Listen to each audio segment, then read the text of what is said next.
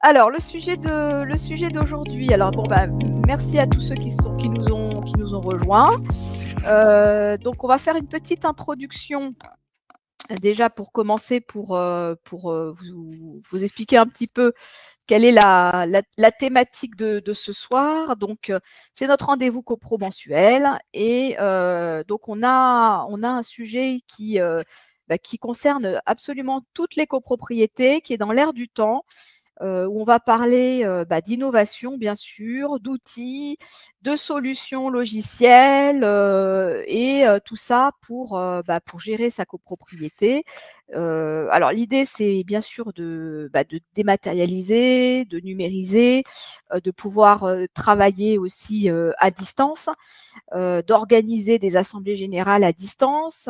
Donc il y a des sujets qui sont plus, on va dire, dans le quotidien des gestionnaires de copropriété, d'autres qui sont plus du côté des copropriétaires eux-mêmes, qui ont certaines attentes et exigences aussi vis-à-vis des professionnels. Donc on va aborder un petit peu tout ça. Gladys, tu peux avancer dans les slides. Ouais.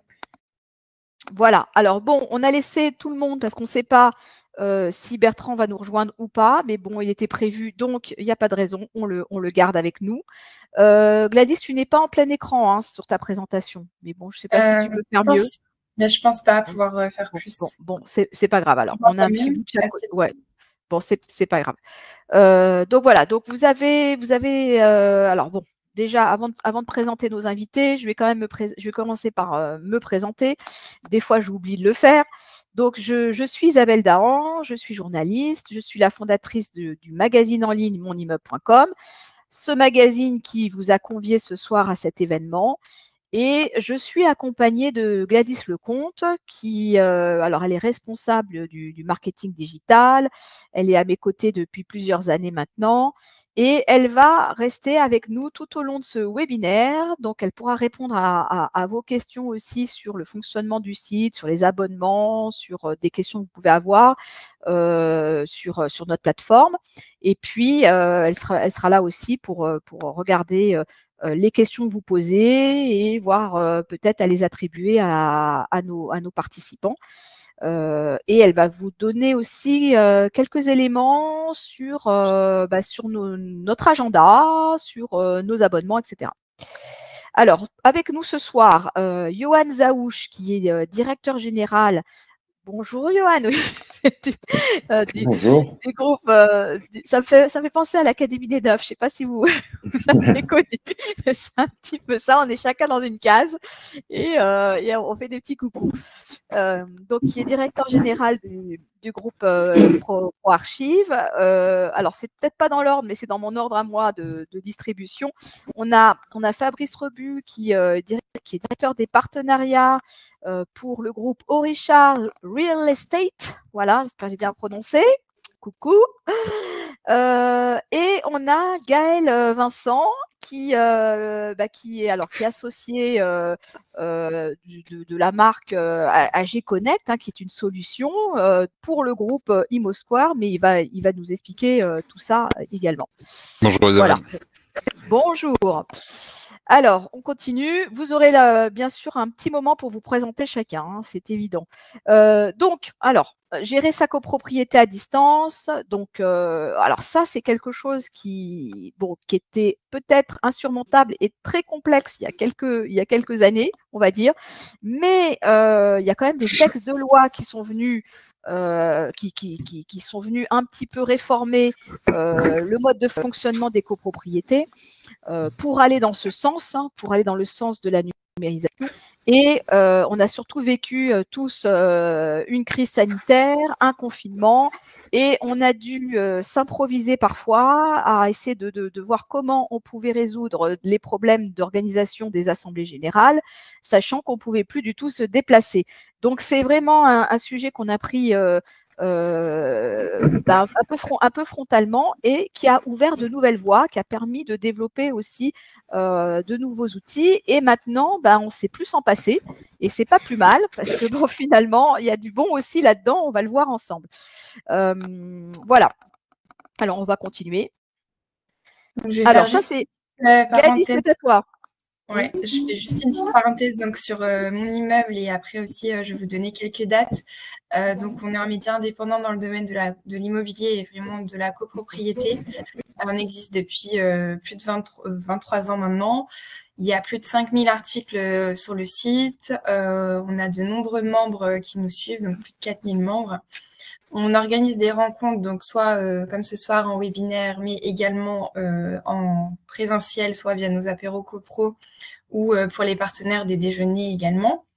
Donc ces partenaires, on a aujourd'hui 48 partenaires. Et on a également, enfin on est beaucoup donc, sur les médias digitaux, on fait des podcasts, des vidéos et on est très présent sur YouTube. Donc vous pourrez retrouver ce replay sur YouTube dans la semaine. Pour les copropriétaires, on a un abonnement qui s'appelle le Club Ami Plus. C'est une solution qui vous permet de vous aider dans surtout pour les personnes au conseil syndical, mais pas que, dans la bonne gestion de votre copro.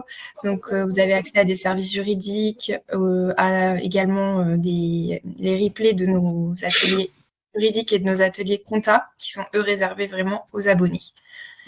Plus des contenus exclusifs sur l'espace membre, etc. Enfin, il y a pas mal de choses dedans. Je pourrais revenir dessus si vous avez des questions dans le chat. Pour les pros, on a également un abonnement qui est le Club Ami Pro. Donc là, vous avez les avantages du Club Ami Plus, mais ça va un petit peu plus loin puisque vous êtes dans un annuaire des professionnels qui est disponible sur l'espace membre. On en a parlé récemment dans un emailing, mais on pourra également en rediscuter. Et puis, vous êtes également présent dans le guide des professionnels de la copropriété. Le nouveau est d'ailleurs sorti en téléchargement sur le site, donc je vous mettrai le lien, pareil, si vous voulez aller le consulter. Le guide 2024. Alors, pour les prochains rendez-vous copro, le mardi 19 mars, donc on aura un rendez-vous sur le financement des travaux en copropriété. Et le 30 avril, on aura un rendez-vous sur les assurances en copropriété. Alors, pour le 19 mars, sous réserve d'avoir des banques et des financeurs qui se manifestent et qui voudront bien participer, parce que pour l'instant, on est en grande révolution sur les emprunts. Je ne sais pas si vous êtes au courant. Donc c'est pas encore tout à fait fixé et on ne sait pas si on peut. Voilà, peut-être qu'on ne peut pas encore en parler. Alors, bon, on verra. On verra si d'ici le 19 mars, c'est possible. Ensuite, le prochain atelier, en fait c'est rapidement, c'est le 6 mars, donc sur les charges de copro.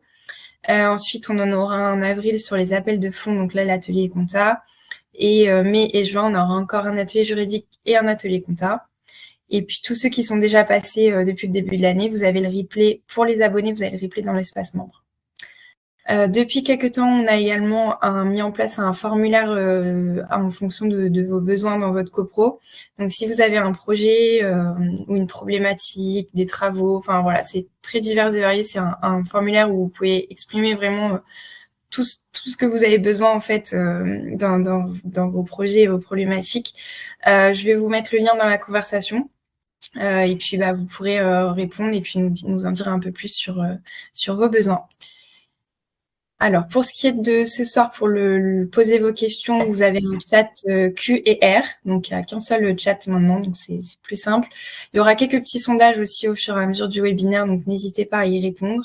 Et puis, vous avez les emojis pour envoyer vos réactions en fonction de votre humeur. Voilà, pour nous contacter, c'est toujours la même adresse mail, contact@monimmeuble.com et le même numéro également.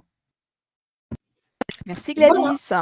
Voilà, c'est parfait. Donc voilà, vous avez compris, vous pouvez poser vos questions. C'est dans questions et réponses, c'est la petite bulle avec le point d'interrogation.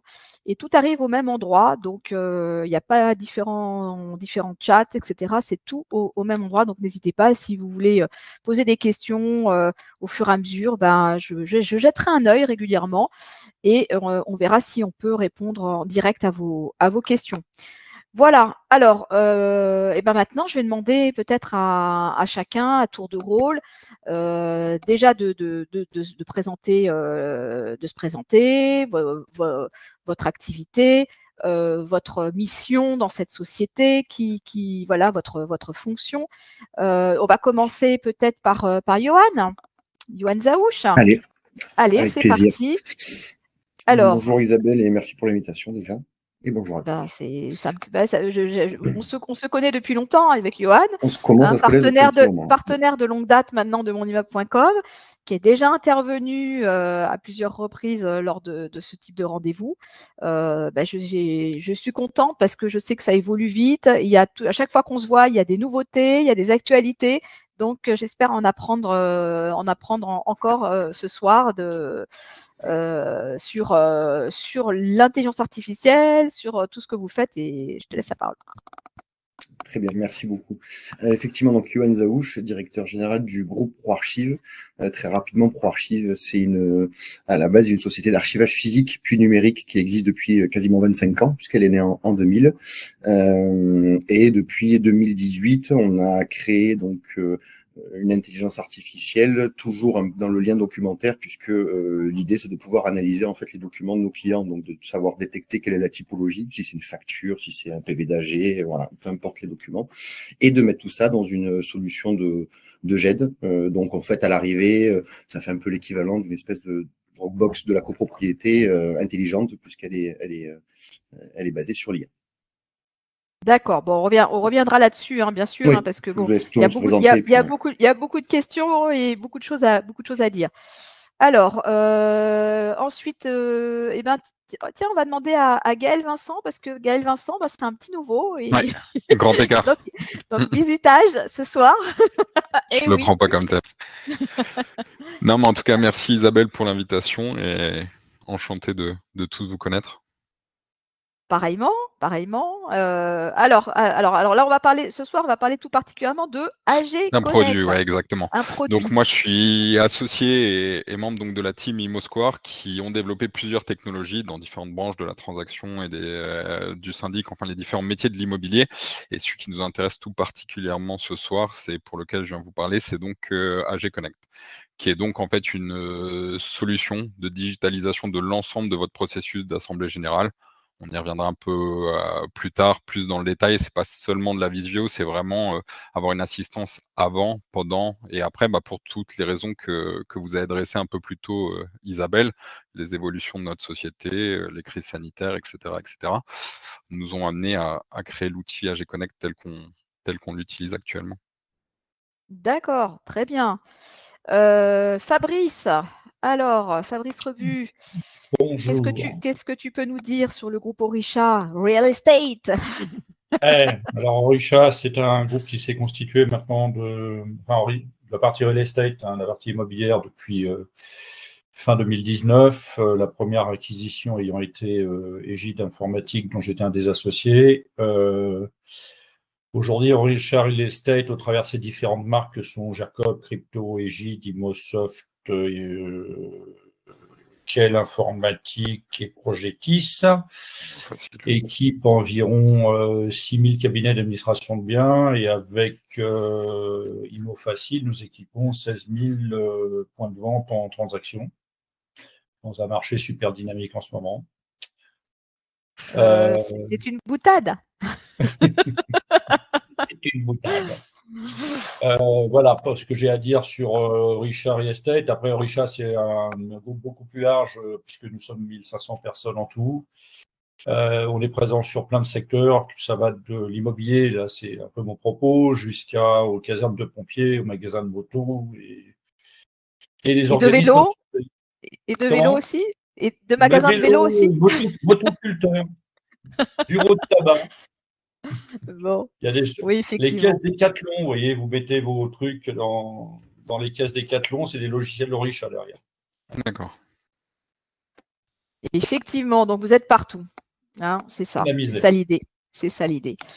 Bon, du coup, on va avoir beaucoup de choses à dire ce soir. Hein. Alors, peut-être une petite question générale pour chacun. J'aime bien, avant de partir dans le détail de chacune de vos solutions, faire un petit état des lieux. C'est-à-dire de savoir un petit peu où on en est aujourd'hui. On a forcément réalisé des progrès, mais on a peut-être encore certains freins à surmonter. Et c'est peut-être lié au marché de l'immobilier, je ne sais pas, vous allez nous dire. C'est peut-être aussi plus compliqué pour le marché, encore plus compliqué pour le marché de la copropriété. Donc voilà, je voudrais avoir un peu votre avis à chacun, votre point de vue, déjà sur un petit peu la situation du moment. Alors, qui veut commencer? Je vais pas être visité à chaque fois. Ah, très bien, bravo! Félicitations! Non,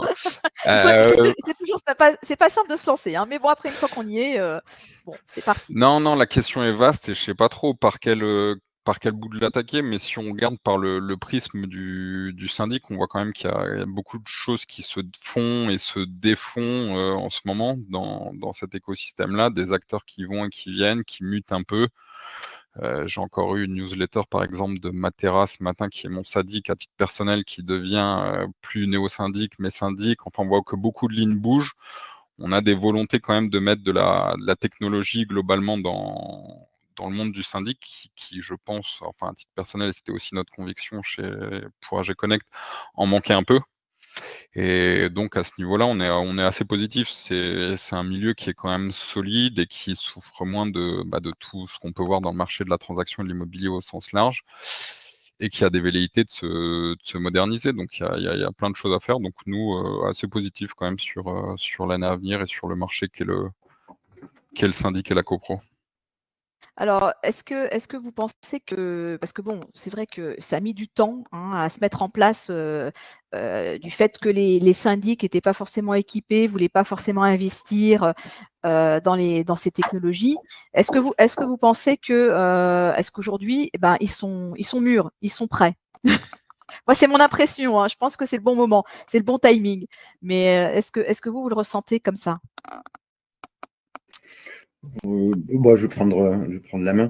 Oui, je partage ce qui vient d'être dit, et sachant qu'en plus, le syndic il est vraiment concerné par ça, parce qu'à travers la crise quand même qui est passée avec le Covid, puis la crise immobilière, le monde de l'immobilier au sens large s'est aperçu quand même que le syndic, la copropriété, c'était quand même une activité assez résiliente par rapport à la gérance ou la transaction qui sont effondrées. Voilà, on a redécouvert entre guillemets que le syndic c'était quand même une activité voilà, qui était pérenne et qui était assez fiable, en tout cas pour les activités immobilières. Après, sur la maturité des cabinets à passer au digital, je pense que tout le monde en a envie, parce que ne serait-ce que dans notre vie de tous les jours, on est imprégné, on baigne dans le digital en permanence. Donc, c'est vrai que c'est dommage de ne pas avoir son pendant dans les activités professionnelles. Après, il y a plein de sujets, c'est-à-dire il y a des sujets de coût, forcément, parce que digitaliser une activité, ça nécessite de revoir ses process, ça nécessite d'investir, ça nécessite de beaucoup de choses, et ça nécessite aussi de procéder à une conduite du changement. Et là aussi, on peut retrouver certains freins, je pense, dans les cabinets, les utilisateurs, qui fait que ça peut pas être peut-être bloquant, mais en tout cas freiner et repousser un petit peu, parce qu'en plus on est pris forcément dans le feu d'actualité, dans le quotidien, et du coup c'est souvent peut-être des choses qu'on repousse un petit peu à plus tard. D'accord. Donc, ce serait peut-être changer ses habitudes, former le personnel. Donc, il y a une prise de conscience aujourd'hui du gain que ça apporte, du bénéfice que ça apporte en termes de productivité, en termes de baisse des coûts peut-être, ou d'économie d'échelle. Mais voilà, on sait que ça ne peut pas se faire comme ça, en un claquement de doigts. Et qu'il y a forcément tout un parcours qui nous attend, et donc il faut être bien accompagné. Fabrice, toi qui es là depuis longtemps sur ce marché aussi, qu'est-ce que tu en penses? Est-ce que tu vois que il y a des changements, et est-ce qu'en ce moment ça bouge plus que ce qu'on a connu auparavant? Alors, c'est vrai que je suis la preuve vivante que les dinosaures existent. Non, c'est pas ce que je voulais dire. J'en fais partie aussi, alors. Non, la réponse est un peu complexe. Disons que malgré tout, les syndics, oui, sont très solides, les administrateurs de biens. Maintenant, ils sont beaucoup plus impactés par la crise de la transac et de la vente qu'il n'y paraît, puisque en fait, quand il n'y a plus de construction, il n'y a plus de mouvement de personnes, c'est-à-dire que donc il y a moins d'honoraires de mutation, moins d'honoraires de location. Ça obère un peu les résultats des cabinets aujourd'hui. Et en fait, notre rôle d'éditeur est de restituer de la marge au cabinet. restituer de la marge en automatisant plus un certain nombre de process, en rendant plus facile, plus souple, en mettant un peu d'IA, on saupoudre de l'IA de temps en temps pour faire un certain nombre de choses. Nous, on a déjà travaillé en l'occurrence avec les équipes d'AG Connect sur la partie AG en visio il y a déjà de nombreuses années, puisqu'on les a choisis comme partenaires. C'est quelque chose qui fonctionne beaucoup. Les vrais enjeux qui vont nous arriver, Plan B, là, c'est 2026, la facture électronique. On pourra en parler un peu plus complètement si tu le souhaites, mais ça va induire des grosses réorganisations dans les cabinets, un changement de paradigme. Il y a plein de choses qui sont en train de changer. Donc, on essaye de les accompagner. Le problème, c'est qu'il y a des habitudes un peu profondes dans les cabinets. Il y a des gens qui aiment bien continuer à contrôler des tonnes de papier. Nous, les outils existent déjà. On a déjà beaucoup processé autour des règlements, de l'édition, de la GED et ainsi de suite. Mais après, il y a des réticences qui sont dues à parfois de l'ignorance de ce que cela fait, manque de formation, la peur, tout simplement, d'automatiser un process, quoi. Mais les outils existent. Hein. On avait déjà eu cette discussion il y a quelques mois. Les outils existent. Il faut encore que les clients se les approprient et aient envie d'y aller. Et ça, c'est un peu notre rôle à tous. Exactement. Alors, si vous voulez compléter les uns les autres, hein, rajouter quelque chose, bien sûr, vous êtes tout à fait en capacité de prendre la parole, hein, donc n'hésitez pas. Bon, donc on voit un petit peu. Bon, c'est vrai que on a quand même des innovations, hein, dans les outils. Ça va beaucoup plus loin aujourd'hui, hein, on s'en rend compte. Donc on peut faire des choses vraiment et prendre en charge des modes opératoires complets. Donc c'est vraiment très puissant. Et c'est peut-être ça aussi qui fait peur, parce que il y a aussi peut-être des personnes qui se disent, ben finalement on n'aura peut-être plus besoin de moi, hein, parce que peut-être que l'outil fera tout à ma place, ou il fera peut-être sans moi. Donc ça aussi c'est une peur. C'est est-ce que finalement l'outil à un moment donné, ben, s'il est trop performant, et ben il va peut-être faire en sorte qu'on fasse aussi des économies au niveau du personnel, et d'un certain personnel, les assistants, certains peut-être voilà, peut-être personnes qui vérifiaient les documents pour les classer, qui les indexaient ou qui les numérisaient, ou voilà, donc ça se faisait un petit peu comme ça manuellement. Et aujourd'hui, ça va pouvoir se faire directement, hein, sans intermédiaire, sans l'intermédiaire humain. Donc ça, c'est à mon avis aussi peut-être quelque chose qui perturbe tout l'écosystème, et sur lequel il va falloir peut-être se remettre aussi en question. Sur cet aspect, qu'est-ce que vous en pensez? Je pense que, pour rejoindre ce que disait Fabrice, on est plus aussi sur quelque chose qui est ancré dans des habitudes qui sont pour certaines très anciennes et autres, et qui n'ont pas forcément bougé, plus sur une réticence au changement qu'une peur du remplacement. Je pense pas, enfin pour les clients syndics qu'on a, etc., et qu'on leur présente, je pense pas avoir été confronté à quelqu'un qui avait une quelconque peur d'être remplacé. On met de la technologie surtout sur des choses qui n'ont pas forcément de valeur ajoutée, et justement où ces profils, tels que des gestionnaires de syndic ou autres, peuvent avoir beaucoup de valeur ajoutée. Donc en fait, c'est déplacer leur temps et leur liberté, les redéplacer vers des choses où ils vont avoir de la valeur ajoutée, et où l'outil peut se substituer à eux. Et je pense qu'au cours de l'histoire, enfin, je ne peux pas je ne peux pas remonter jusqu'aux dinosaures, mais au cours de l'histoire, il y a eu un tas d'évolutions de métiers qui ont fait que certains ont disparu au profit d'autres. Et ce qu'on en est là, trop tôt pour le dire, mais je pense que c'est plus de l'ordre de la réticence du changement qu'une peur d'être remplacé par l'outil, je pense, enfin de mon point de vue. D'accord. Rien à ajouter là-dessus? Vous êtes d'accord? Si je partage aussi, sachant qu'en plus, vraiment, l'automatisation, très souvent, elle est sur des tâches qui sont répétitives, chronophages, et effectivement, sans grande valeur ajoutée. Si on prend l'exemple de la facture fournisseur, bon, l'idée de savoir que c'est un outil qui va vous aider à détecter le montant, la date, etc., vous le mettre dans les bonnes cases. Après, il y a quand même toujours un humain derrière qui contrôle. Donc, moi, je vois pas aujourd'hui, si on prend l'exemple là du professionnel, je vois pas un outil capable de remplacer purement et simplement un comptable, un gestionnaire ou même une assistante.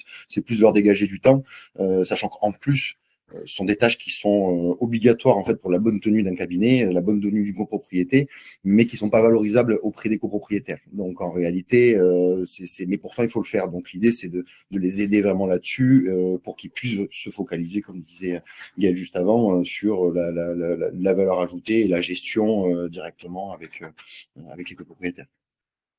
D'accord. Bon, pour compléter, oui. Isabelle, tu vas avoir une montée en gamme de certains collaborateurs aujourd'hui qui sont cantonnés à des tâches répétitives et sans valeur ajoutée. Si je prends le cas des comptables avec la facture électronique, bien évidemment, ça va disrupter le métier parce que si tu es en capacité d'intégrer 200 factures en 5 minutes quand il te faut normalement 2 heures de saisie, ou plus. Qu'est-ce que tu vas faire de ton heure faire 55? Non, mais les comptables vont passer en contrôle de gestion plus. Les cabinets vont être en capacité d'intégrer plus d'immeubles avec le même personnel. Dans l'histoire, il y a 35 ans, quand j'ai commencé, il y avait des pupitreurs qui étaient seuls autorisés à lancer les traitements. Aujourd'hui, tout le monde est autonome dans sa manière de faire. Tous les dirigeants avaient une secrétaire qui tapait leur courrier. Bon, on tape nos mails nous-mêmes. Donc, mais pour autant, ça pas le poste de secrétariat n'a pas disparu, il a changé dans sa formulation et dans ses méthodes. Et sur les métiers comptables, c'est pareil, ça change pas. Il y a plein de métiers comme ça, comme disait Gaël, qui ont évolué. Alors parfois disparu, parfois évolué, changé d'intitulé, mais oui, ça va fatalement changer les choses.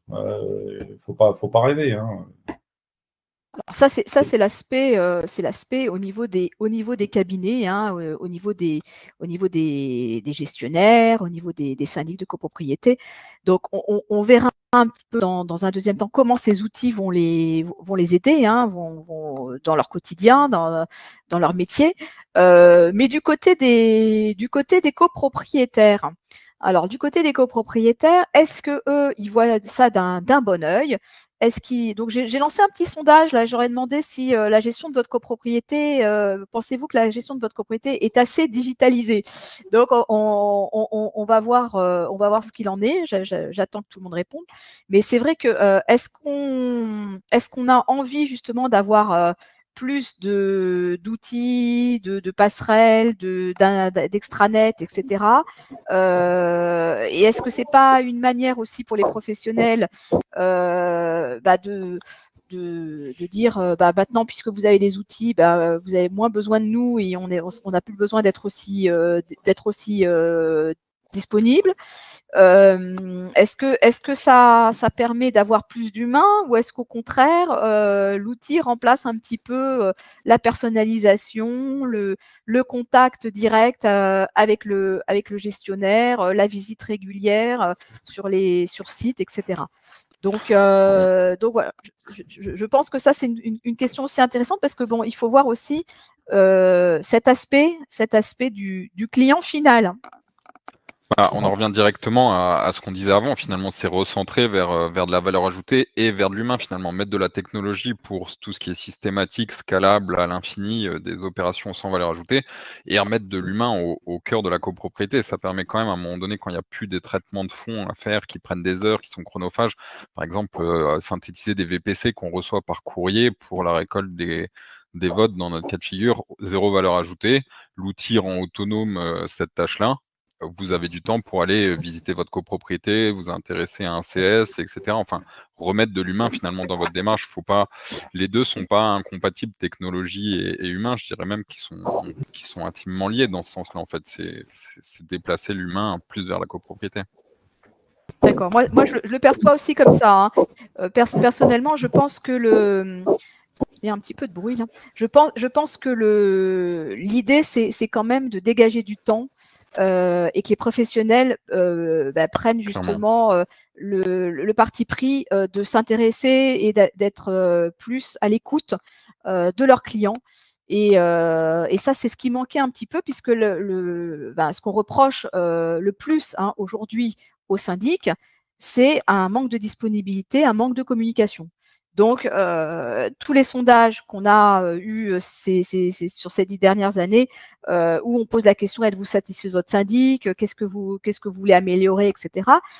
C'est pas tellement sur la partie technique, sur la partie gestion et administrative, mais c'est surtout on sait pas ce qu'il fait, il nous remonte pas les informations, on sait pas où il en est dans son process, et quand on essaye de le joindre, on n'arrive jamais à avoir quelqu'un, donc c'est impossible d'avoir les informations dont on a besoin. Donc ça, c'est vraiment le problème, on va dire numéro 1. Et donc, j'espère que en fait, tout ce qu'on met en place aujourd'hui va faciliter cette relation et une meilleure satisfaction du client par rapport à ça. Donc, si vous êtes d'accord, on va. Oui. Si tu veux là-dessus. Déjà, le décret de juillet 2020 nous a obligé les syndics à mettre plus de choses en ligne. Tout ce qui concerne les PV, les balances immeubles, le carnet d'entretien, enfin tout un tas d'éléments. Je ne crois pas que les syndics soient en manque de digitalisation. Par contre, quand on parle de dématérialisation de documents pour ne plus envoyer de papier aux copropriétaires, en première réponse qu'on donne, ah ouais, mais nous, les copropriétaires, ils sont vieux, ils veulent du papier. Ok, super. Et là, instantanément, vu mon âge, je dis, c'est quoi être vieux? Je dis attention à la réponse. Donc, aujourd'hui, nos moyens technologiques nous permettent de digitaliser à mort la relation avec le copropriétaire. Pour autant, ça n'enlève pas de l'humain. Par contre, ça donne des nouveaux moyens avec les outils de gestion de la relation client. Ça nous permet, en l'occurrence, à ce que le copropriétaire, à 23 heures, puisse signaler un incident qui sera traité le lendemain matin par son syndic.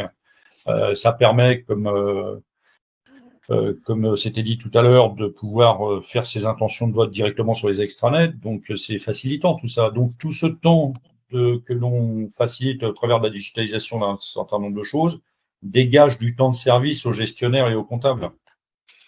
Donc, au contraire, tu renforces l'humain parce que tu dégages du temps en éliminant les tâches qui ne sont pas à valeur ajoutée. Oui, tout à fait. Non, c'était juste avoir le ressenti côté copropriétaire. Ce que tu dis est très juste. C'est que en fait, on a eu l'impression qu'en mettant l'extranet en place, on allait tout régler. Tous les documents seraient à disposition, qu'il n'y aurait plus de téléphone intempestif, j'ai pas reçu, est-ce que vous pouvez m'envoyer, etc. Puisque tout est censé être en ligne et accessible. Et en fait, on a beaucoup de copropriétaires qui n'ont pas adhéré au système. Donc, ils l'ont demandé, ils l'ont eu, et une fois qu'ils l'ont eu, ils y vont pas et ils s'en servent pas forcément. Donc ça, on peut pas non plus jeter la pierre au syndic pour ça. Mais par ailleurs, c'est vrai que la relation humaine, le contact fait que ça peut pas forcément passer que par un emailing ou par un accès sur un extranet. Donc il y a aussi besoin de temps en temps d'avoir la personne en face, de pouvoir lui parler au téléphone, et ça, c'est du temps humain. Hein. Ça, voilà, on a besoin de ça. Donc si l'un dans l'autre, on arrive à dégager plus de temps pour cette demande du copropriétaire, parce qu'on en aura gagné sur d'autres aspects du travail au quotidien du gestionnaire, ça sera pour moi le bon équilibre. Donc c'est ça qu'il faut trouver, c'est le bon équilibre. Le bon équilibre. Alors justement, à ce propos, vous allez m'expliquer chacun à votre tour un petit peu ce que vous avez mis en œuvre. Alors d'une part côté syndic, ou pour certains aussi du côté copropriétaire, pour pour améliorer tout ça. Donc, vous avez des promesses, vous savez que ça apporte, vos solutions apportent des bénéfices. Donc voilà, ce que je voudrais savoir, c'est pour chacun rentrer un petit peu plus dans le détail de votre proposition. Alors, qui veut commencer? Johan, peut-être. Allez, si vous voulez. Oui, avec plaisir. C'est vrai que, et ça rebondira d'ailleurs sur la question juste avant, mais je pense qu'aussi il faut s'adapter en fonction des différentes typologies de personnes et de clients qu'on a. Avec ProArchive, pour parler de mon cas spécifique, on a à la fois effectivement des syndics bénévoles, des CS en direct, jusqu'à des gros cabinets, en passant bien évidemment par les cabinets indépendants. Donc en fait, l'idée, initialement, on récupérait les archives papier une fois qu'elles étaient bien classées, etc. Donc celui qui voulait, pardon l'expression, mais se palucher tous les documents, les classer, les trier, les ranger, on les récupérait les boîtes après. Et au fur et à mesure, on a évolué, puisqu'on a pris ces archives qu'on a numérisées et qu'on a mis à disposition sur des espaces clients, comme ça ils pouvaient récupérer les données quand ils en avaient envie. On peut livrer aussi s'ils ont besoin de récupérer l'original papier en fonction des problématiques qu'ils rencontrent, et jusqu'à effectivement donc cette solution qu'on a baptisée la conciergerie digitale, où là on a, et depuis notamment la crise Covid, rajouté une petite brique de reroutage du courrier entrant et proposé en fait à nos clients de ne plus recevoir le courrier papier chez eux, mais directement dans nos locaux, pour qu'ils puissent en fait y accéder sur une plateforme en ligne, peu importe où ils sont. Donc pour rebondir un peu sur comment gérer sa copropriété à distance, sachant que les documents, le courrier d'une société, quelle qu'elle soit finalement, et le thermomètre en fait de ce qui se passe au niveau de l'activité, c'était intéressant pour eux justement où se situait le gestionnaire, le comptable, voire même les copropriétaires, de pouvoir accéder directement à ces documents, peu importe où ils étaient.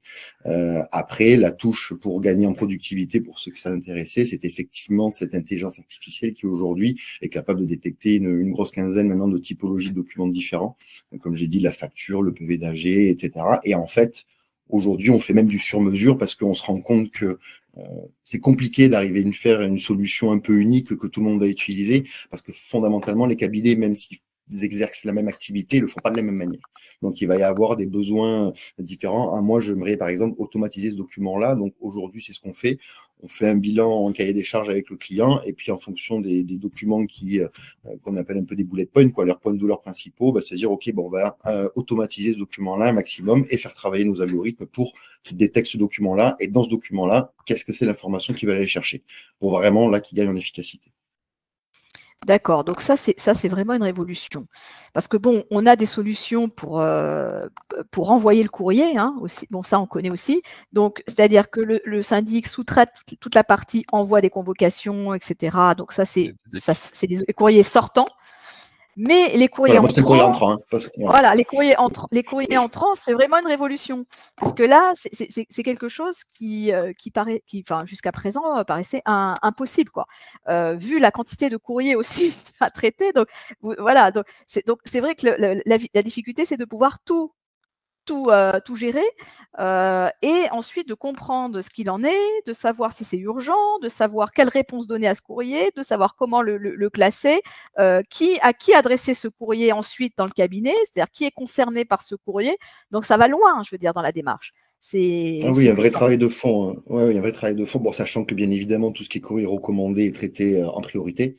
Et après, il nous suffit, entre guillemets, d'avoir un peu les référentiels, donc le listing des copropriétés gérées, si c'est pour un cabinet, des utilisateurs et des fournisseurs. Et en fait, dès qu'on détecte cette copropriété et ce type de document, on sait que c'est Monsieur X ou Madame Y qui gère cette copropriété-là. Donc, c'est vers elle que va être attribué directement le document, si c'est une facture directement au comptable, etc., etc. Si c'est des documents de certaines typologies, le directeur peut dire, moi, j'ai besoin d'avoir vision sur tous les documents ou toutes ces typologies-là.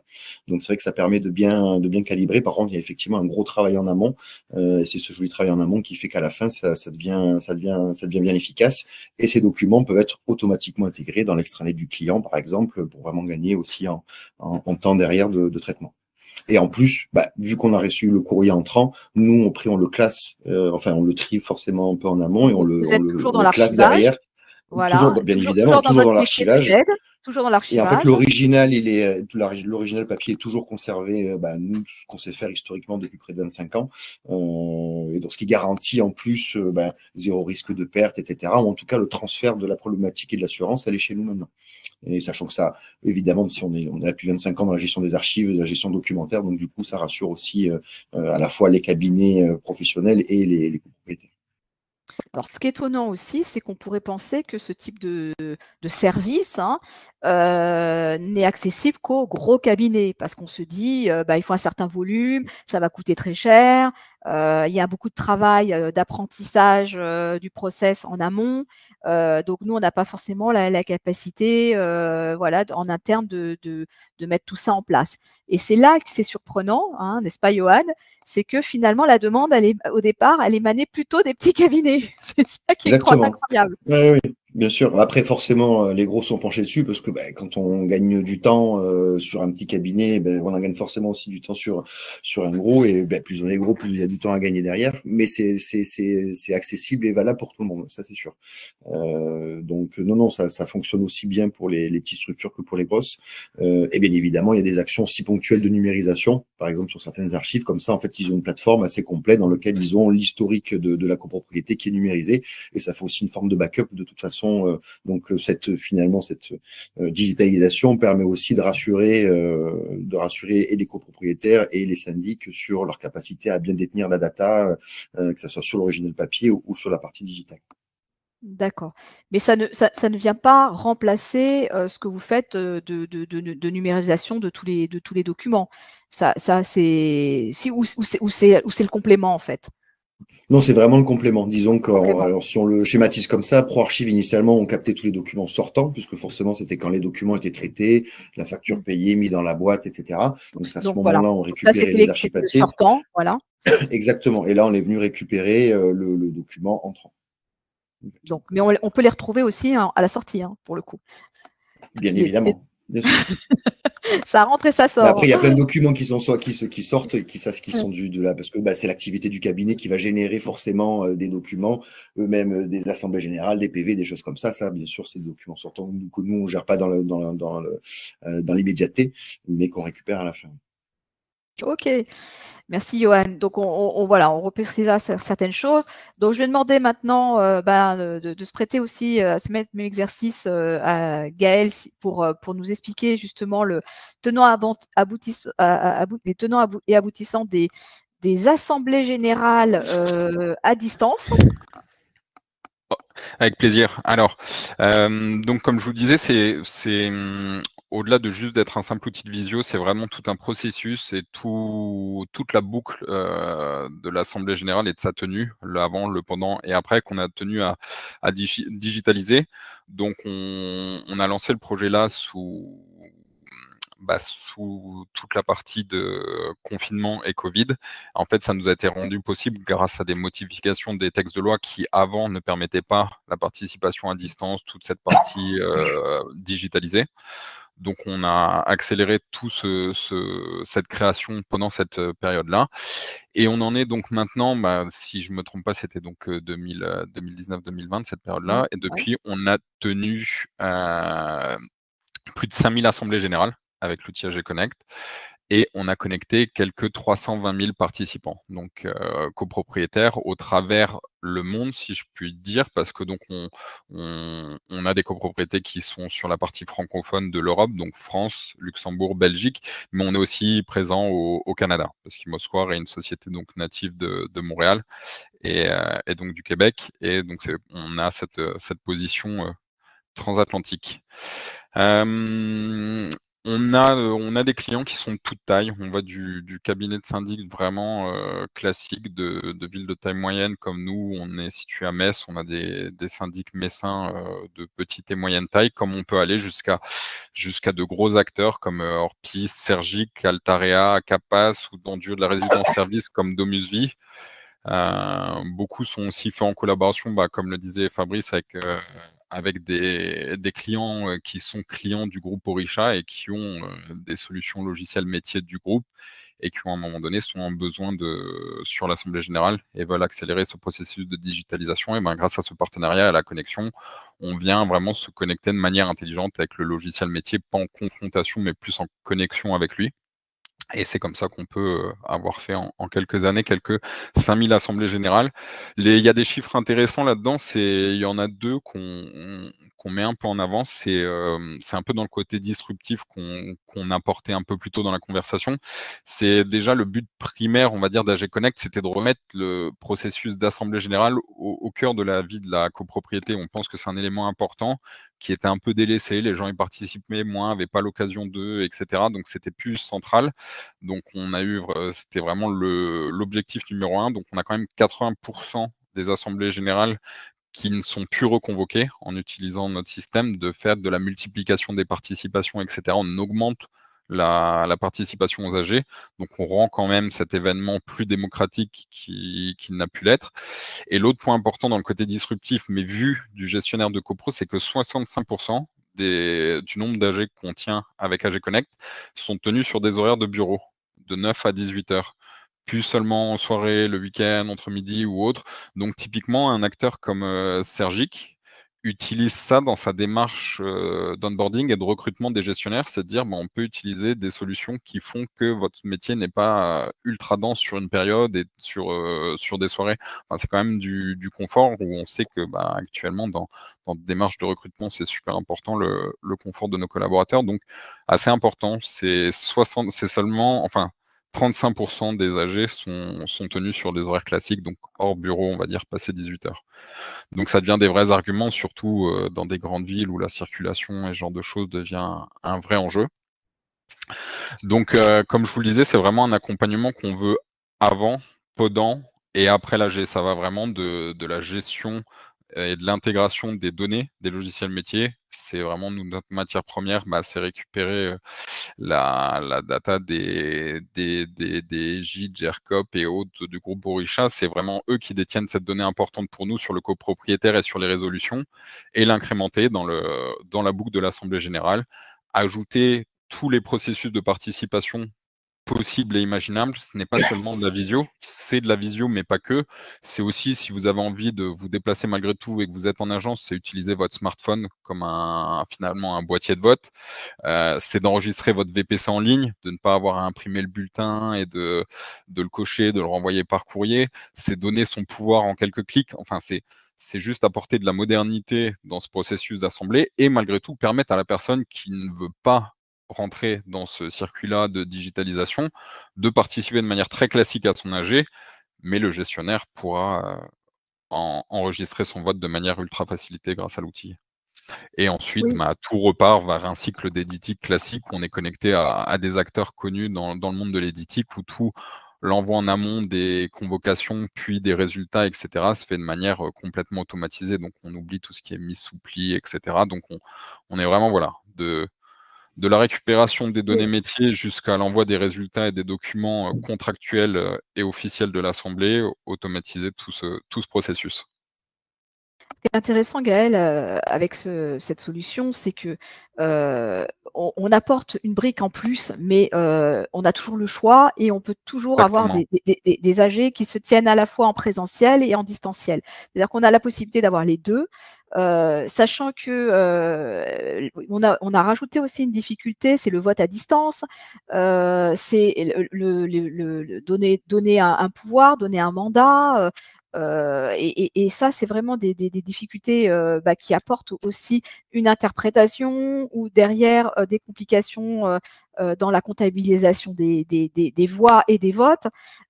Donc c'est vrai que ça, c'était un petit peu ce que l'on redoutait avec l'Assemblée générale à distance. C'était ça un petit peu la fragilité du système. Et en fait, c'est ça qui fait la force en fait de votre solution aujourd'hui. Finalement, ouais, faut plus nous voir comment. Enfin, une fois qu'on est adopté par les gestionnaires et qu'on passe justement ce frein à l'utilisation, ce changement d'habitude, on se rend compte que le gestionnaire nous apprend vraiment comme un outil sur lequel il se repose. Il aura pu à comptabiliser des voix, à distribuer des pouvoirs, à vérifier s'il est dans la bonne limite, etc. Tout ça, on rentre dans la partie sans valeur ajoutée dont on parlait un peu plus tôt. celle sur laquelle il peut s'appuyer sur l'outil et justement, lui, aller plus creuser sur des points de travaux divers, des choses où lui va avoir une valeur ajoutée de l'humain, de faire travailler son réseau et autres. Mais au cours vraiment de ces points sans valeur ajoutée, il peut se reposer sur l'outil. Et c'est une fois que ce frein est passé, il nous prend vraiment plus comme une vraie aide qu'un inconvénient, clairement. Alors, merci Gaël. Alors, bon, j'ai vu que Bertrand Pérou nous avait rejoint et j'en suis très heureuse. Merci Bertrand d'avoir pu écourter ton rendez-vous et de nous avoir rejoints. Donc, je vais d'abord demander à Fabrice d'intervenir sur cette question et ensuite je te donnerai la parole pour que tu te présentes et que tu nous expliques aussi pourquoi tu as toute ta place ce soir dans ce webinaire.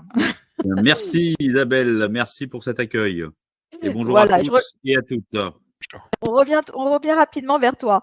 Alors, juste Fabrice, pour que tu puisses compléter de ton côté aussi, nous expliquer. Donc, tu nous as dit que, bon, là, c'est un peu plus compliqué parce qu'il y a plusieurs outils, plusieurs marques quelque part dans le Orisha immobilier. Et c'était intéressant aussi ce soir de vous avoir ensemble, AG Connect et Orisha, pour expliquer aussi peut-être comment on pouvait faire des passerelles ou rajouter des modules à des logiciels métiers, sachant que bon, c'est quand même un développement complexe, hein, l'Assemblée générale à distance, et que bah, vous-même, bon, vous avez développé plein de choses, mais que parfois c'est peut-être plus intéressant de créer comme ça un lien avec une application qui a fait ses preuves et qui apporte tout de suite une valeur ajoutée à vos clients. Alors, pour résumer un petit peu, quand fin 2019, on s'est retrouvés tous confinés, ou début 2020,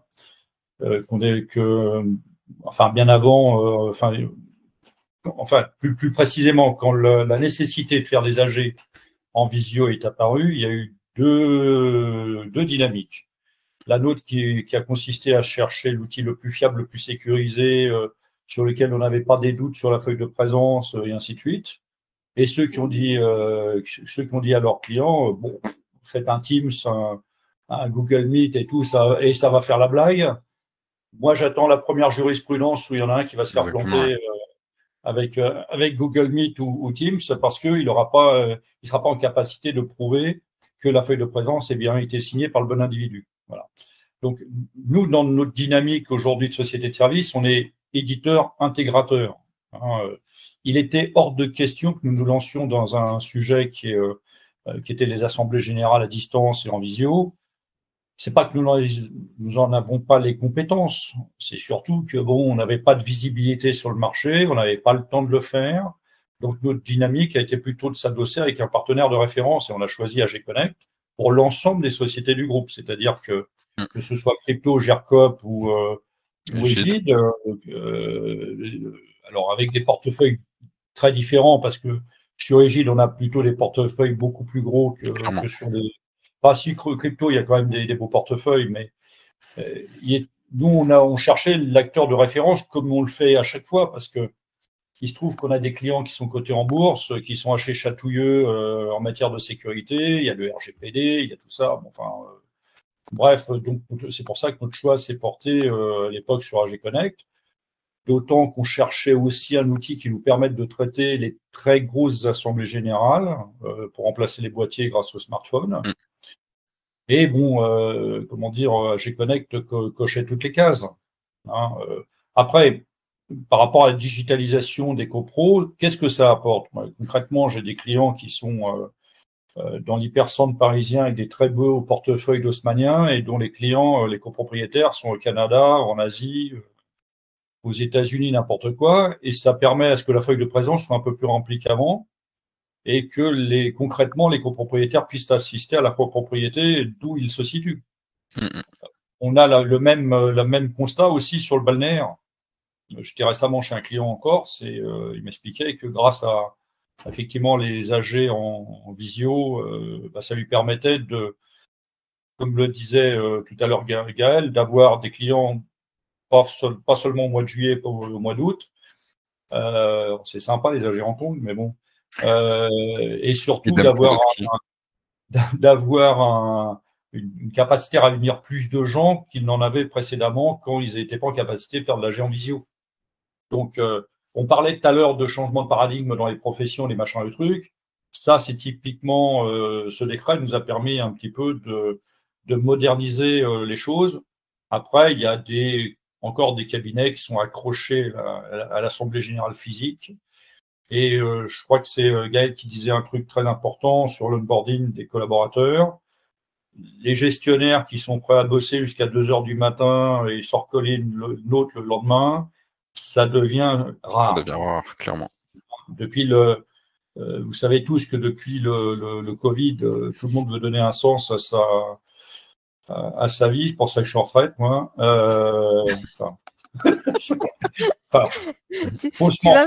vas me faire rire. Fabrice, arrête. Je garde mon sérieux. Non, les gens veulent donner un sens à leur vie et c'est normal. C'est pas ce qui se passait précédemment sur les copros n'était pas normal. Quand tu as un gestionnaire qui se cognait une centaine d'AG dans la période d'AG et qui voyait pas sa famille pendant 2 ou 3 mois, bon, problème. Donc là, pour le coup, l'outil amène du confort de vie, du confort pour le cabinet, pour les collaborateurs, pour toutes ces choses-là. Donc quoi, ça met de l'humain, les outils. Oui, finalement, la technologie et l'humain, on y revient. Alors, j'ai vu qu'on avait plein de questions qui étaient arrivées entre-temps, mais bon, on va donner la parole à notre ami Bertrand et voilà. Donc déjà, si tu veux bien te présenter et ensuite, on va prendre un raccourci et tu vas nous expliquer directement l'innovation du moment chez Drieux Combalusier et pourquoi c'est important justement au niveau de la gestion des copropriétés et peut-être aussi de l'information qu'on va véhiculer dans les immeubles. Eh oui, très chère Isabelle. Alors, tout d'abord, j'ai le plaisir et l'honneur de représenter la belle entreprise Drieux Combalusier que je dirige en tant que président-directeur général. Donc, Drieux Combalusier, c'est un ascensoriste de renom depuis presque 80 ans maintenant sur Paris, Grand Paris, Île-de-France. Et effectivement, nous sommes connus pour toutes nos prestations autour de l'ascenseur. À la fois sur un savoir-faire historique, mais pas que, sur la digitalisation, puisque c'est bien le sujet d'aujourd'hui. Et on a, nous, pour ambition, au-delà de digitaliser l'ascenseur, c'est surtout d'apporter des nouveaux services au travers de l'ascenseur. Et comme tu l'as dit, Isabelle, en fait, on se rend compte dans les copropriétés que finalement, la communication, c'est un vaste sujet. Parce que finalement, peu de personnes se connaissent ou ne se connaissent pas. Vous parliez des assemblées générales. Alors, les assemblées générales, je suis pas sûr que ça soit le meilleur moment pour se connaître. En général, c'est plutôt des moments un peu tendus. Et donc, c'est pas forcément propice à faire connaissance avec tous ses voisins. Bref, on voit bien que c'est quand même un vrai sujet. Et du coup, notre point de réflexion, c'est de se dire que finalement, dans toutes les copropriétés qui ont la chance d'être équipées d'un ascenseur, l'ascenseur reste un moment de contact et un moment qui permet effectivement de mieux communiquer. Alors, comment est-ce qu'on communique mieux et de façon digitale avec les ascenseurs? C'est relativement simple. Le constat, c'est que finalement, quand on rentre tous les jours chez soi, on prend l'ascenseur et quand on prend l'ascenseur, quand on est seul dans la cabine, on se retrouve face à soi-même. Donc, nous, on propose d'enrichir ce moment, ce trajet, pour ne plus être face à soi-même, mais face à un écran. Qui va permettre en fait de véhiculer de l'information autour de la vie de la copropriété. Je vais donner un exemple. Admettons que je viens d'arriver dans une nouvelle copropriété. Je vais avoir, en prenant l'ascenseur, accès à toute la vie de la copropriété qui est poussée soit par le gestionnaire de la copropriété, qui est en charge le mandat de la copropriété, soit par le président du conseil syndical. Le principe, c'est quoi? C'est finalement permettre aux gestionnaires de copropriété de pousser de l'information en temps réel sur n'importe quel sujet de la vie de la copropriété en temps réel. Je vais vous donner un exemple. Imaginons qu'il y ait une fuite d'eau au sous-sol, parking, eh bien, le gestionnaire, depuis son bureau, peut informer en temps réel la copropriété via notre écran qui se trouve en cabine en disant il y a une fuite d'eau qui a été constatée, le plombier intervient à 15 heures. Le plombier intervient et à 16 heures, le gestionnaire, toujours depuis son bureau, peut informer l'ensemble de la copropriété que la panne est réparée et le message reste de façon récurrente en fonction de ce qu'on souhaite. Donc, en fait, on donne la possibilité à tous les gestionnaires finalement de pousser de l'information, alors que jusqu'à présent, c'est soit le mail, soit je vais à la copropriété, soit je mets une affiche, soit je cours dans tous les sens, etc. Donc, on voit bien que le sujet aujourd'hui de la communication, de pousser de l'information, c'est un peu old school et que aujourd'hui, ça permet d'être beaucoup plus efficient, beaucoup plus réactif et de ne pas plus avoir à se déplacer pour mettre des affiches qui, une fois sur deux, sont arrachées. Juste Bertrand, ce que je trouve intéressant dans ce que tu dis, c'est que là, tu parles un petit peu côté gestionnaire, mais ce que je trouve, là, pour moi, vraiment, ça va plus loin, c'est que c'est que tout le monde a l'accès à l'information. Pas seulement les membres du conseil syndical, pas seulement les copropriétaires, mais tous les occupants de la résidence, tous les occupants de l'immeuble ont accès à l'information.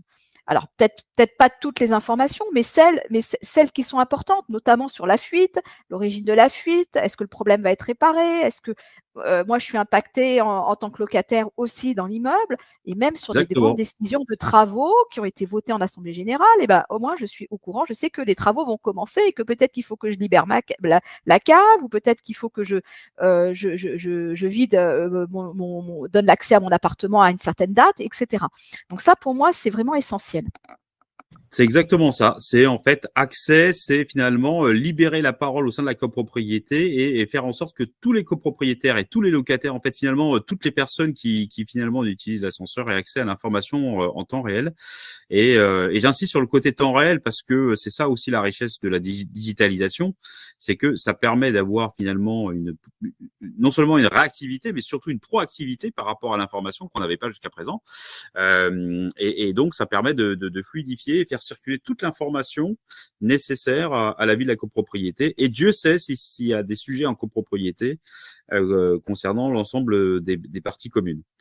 Alors Bertrand, est-ce que tu peux nous dire comment s'appelle cette solution et de quelle façon elle s'implémente maintenant dans les immeubles en copropriété?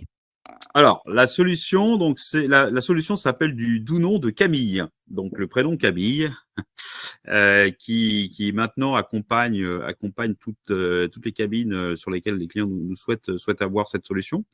Alors, pour la petite anecdote, Camille, pourquoi? Parce que c'est le prénom le plus intergénérationnel. Tout le monde connaît un Camille ou une Camille dans son entourage, qu'on soit jeune, moins jeune ou senior. Voilà, donc ça c'est pour la petite anecdote. Pourquoi Camille? Et en fait, c'est surtout une solution. Donc ça se présente comment? C'est un écran que l'on vient positionner dans la cabine, qui est un écran de belle facture puisqu'on est sur une taille de quasiment 17 pouces d'écran, donc un bon écran qui permet une bonne lecture pour l'ensemble des utilisateurs. Et donc cet écran véhicule en permanence de l'information de façon récurrente. Donc quand je prends mon ascenseur, j'ai accès à cet écran, je lis cet écran en permanence en prenant en compte l'ensemble des informations qui sont poussées. Isabelle, tu évoquais la vie des résidents. Alors ça c'est important parce qu'on s'est aussi rendu compte que finalement, les voisins, les copropriétaires, les locataires copropriétaires ne se connaissent pas, ou très peu. Alors, et notamment quand on a des copropriétés avec multi-bâtiments, avec bâtiments ABCD, on se connaît encore moins. Eh bien, Camille a pour vocation aussi à finalement proposer un mini réseau social de copropriété. Pour véhiculer, là encore, un certain nombre d'événements de la copropriété. Je vais vous donner un exemple. Voilà, on imagine que j'arrive dans une nouvelle copropriété, je ne connais personne, je suis jeune père de famille et je recherche des babysitters. Eh bien, je vais pouvoir pousser via Camille le fait que je suis au second étage du bâtiment A et que je recherche des babysitters.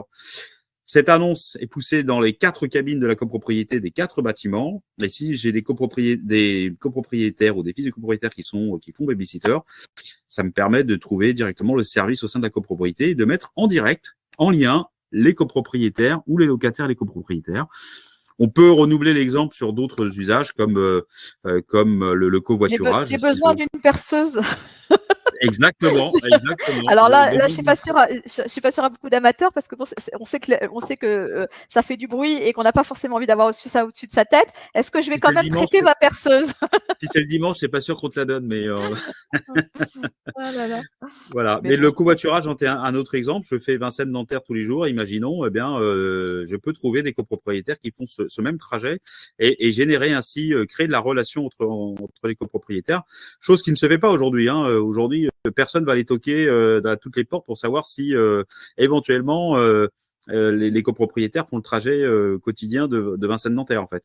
Donc, il y a plein de cas d'usage. C'est intéressant, Bertrand, parce que bon, c'est vrai qu'on aurait pu penser que les extranets de copropriété puissent jouer ce rôle aussi de mettre en relation les copropriétaires, mais en fait, c'est la porte un peu ouverte à des forums où les uns et les autres vont s'exprimer aussi, et du coup, ça peut un peu dégénérer.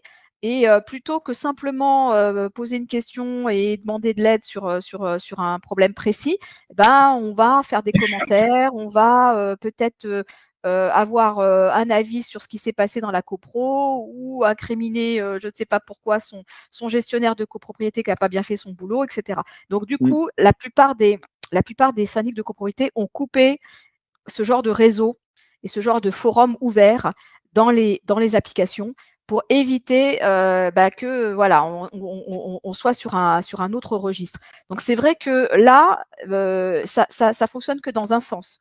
Donc ça, c'est pas mal. Donc, on prend, mais on reçoit, mais on n'émet pas. Donc je ne sais pas ce que vous en pensez les uns les autres aussi par rapport.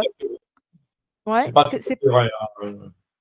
Oui, dis-moi ce que tu en penses, Fabrice, parce que moi, c'est un petit peu le ressenti que j'avais. Les propriétaires, enfin les syndics de copropriété, ne voulaient surtout pas que les extranets se comportent comme des blogs pour les raisons que tu viens d'évoquer. D'ailleurs, dans le passé, il y a eu des super outils comme Citylity, je ne sais pas si tu t'en souviens, qui étaient vachement bien parce qu'ils avaient pris de la copro en regardant tous les services qu'il y avait autour, ils informaient sur les commerçants, les écoles, les machins, les trucs, mais bon, c'était un peu trop blog. Maintenant, nous, par exemple, on a résolu le problème, on distribue de l'info vers l'extranet, mais au travers d'un outil de ticketing chez nous qui s'appelle Colimo, on donne la possibilité aux copropriétaires d'inscrire un ticket pour que le syndic le traite le lendemain. Sauf que les syndics, ils ne veulent pas mettre à disposition de ce type d'outils pour leurs copropriétaires parce qu'ils ont peur d'être inondés, ainsi de suite. Alors que c'est très cloisonné et voilà. Donc, on en est maintenant à être obligé d'intégrer les mails entrants dans les outils de ticketing pour ne pas donner l'accès au ticketing. On marche sur la tête. Tu vois. Donc, les outils existent, la communication existe et je suis très intéressé par ce que dit Bertrand parce que faudrait qu'on en reparle, ça, Bertrand, sur les interactions qu'on peut avoir là-dessus. Avec plaisir. Parce que en fait, comme je le disais tout à l'heure, le blocage, c'est souvent le professionnel. J'ai vu des questions intéressantes d'ailleurs là-dessus. On va aborder les questions juste après. C'est Fabrice et on va. Qui fait un blocage psychologique, qui préfère se retrouver à 9h01 avec des mails comme ça sur son truc que d'utiliser les outils d'échange. D'accord. Donc c'est vrai qu'on a eu beaucoup d'outils qui sont apparus pour remonter la sinistralité, les problèmes en tout genre de plutôt orientés travaux ou autres. Mais voilà, il fallait que ça soit quand même cloisonné et que ça reste juste un problème spécifique. Mais il ne faut pas que ça déborde sur d'autres thématiques. Et donc, en faisant ça, finalement, on s'est bloqué sur une certaine possibilité d'échange et la mutualisation. Moi, j'y crois beaucoup parce que je pense il y a matière dans les immeubles à partager des choses, il y a des immeubles qui sont beaucoup plus avancés sur la gestion participative, mais je pense qu'il y a quand même moyen de s'entraider et de vivre en bonne intelligence. Donc, je pense que ce type de solution, comme Camille, y participe. Et voilà. Donc, si vous voulez bien, on va peut-être essayer de voir un petit peu quelles sont les questions. Alors, il y a pas que des questions, il y a des remarques aussi, hein, donc toujours. Donc, il y a des remarques, il y a des questions, il y a un petit peu de tout. Donc, je vais remonter là, sur le début des questions. Et Fabrice, tu avais parlé de la facturation électronique. Là. Enfin, donc, on a une question un petit peu là-dessus. Sur le problème d'imputation des factures sur les bonnes clés de charge. Donc, en fait, est-ce que ça ne remplace pas le travail du comptable? Donc, il y a quand même toujours une compétence comptable, une compétence métier. Qu'est-ce que va apporter donc la facturation telle que tu vas la mettre en place? Alors, la chose gentille que je vais dire, c'est une saisie plus rapide. La chose méchante, une perception de la TVA plus rapide par l'État. Entre les deux, il y a un prestataire qui s'appelle un PDP. Ça va apporter de la sécurité de traitement, ça va apporter tout un tas de choses. Maintenant, ce n'est pas magique. C'est-à-dire que si le syndic en amont n'a pas fait un travail de précodification sur un certain nombre de choses, si c'est mal codifié, ça arrivera mal. Mais aujourd'hui, que ce soit en facture digitalisée. Par contre, si le travail en amont est bien fait, de codification et tout, le temps de saisie des factures va diminuer considérablement. Le temps de traitement global. Parce qu'en fait, sur une facture, maintenant, il va y avoir 24 de mémoire, 21 ou 24 notions obligatoires qui vont nous permettre de traiter tout le schéma comptable correctement, quoi. Maintenant, si le syndic n'a pas fait le taf de codification, Ok. Donc après, bon, la communication au sein du conseil syndical. Alors ça, on l'a pas du tout évoqué parce que c'est vrai que c'était pas trop le sujet. Mais c'est vrai qu'il y a aussi un besoin de communiquer pour prendre les décisions, pour se réunir, pour préparer l'ordre du jour, comme on le sait. Et il n'y a pas forcément d'organisation et de communication avec des outils en interne. Donc là, on a par exemple Bruno qui nous dit moi, au niveau de mon conseil syndical, c'est l'avalanche de mails, on a des pièces jointes, des photos, tout ça, c'est très mal libellé, après, on s'y retrouve plus, etc. Bon, après, alors il y a peut-être des logiciels de communication qui existent aussi pour ça. Mais bon, voilà. Est-ce que vous avez mis en place des choses uniquement pour le conseil syndical ou c'est pas... Tu as la réponse dans la question de suite. En fait, il y a 2-3 outils de communication sur le marché. Colimo qui est chez nous, tu as Inch, tu as Chouette CoPro. Oui, voilà. Bon, c'est ça qui a été évoqué dans la. Dans des niveaux différents d'aptitude à faire communiquer les gens entre eux ou uniquement le copropriétaire vers le syndic. Ces plateformes existent. Elles sont encore pas suffisamment utilisées. Tu vois, c'est très différent. Nous, on a une activité dans le tertiaire. Les locataires, mettons, on a un grand client qui s'appelle la Société La Tour Eiffel. Les locataires n'appellent pas au téléphone, ils appellent un call center, mais tout est rentré dans l'outil de communication. Parce qu'en fait, l'enjeu, c'est pas juste que le copropriétaire envoie une demande à un syndic, c'est surtout qu'il y ait une traçabilité. C'est-à-dire que si le gestionnaire se casse la jambe et que quelqu'un doit prendre un brûle pour point l'immeuble qu'il gérait, grâce à ces outils, on a tout l'historique de ce qui s'est passé sur l'immeuble. C'est très vertueux à la fois pour le copropriétaire parce qu'il sait que toutes les actions ont été historisées, et ça l'est aussi pour le cabinet parce que il peut prouver, en fait, les outils de communication comme Chouette CoPro, Inch ou Colimo, ça sert à 2 choses: gérer la frustration des clients. Je dis toujours, moi, c'est les syndics, et les syndics, c'est les copropriétaires. Et c'est prouver, de prouver pourquoi on prend des honoraires.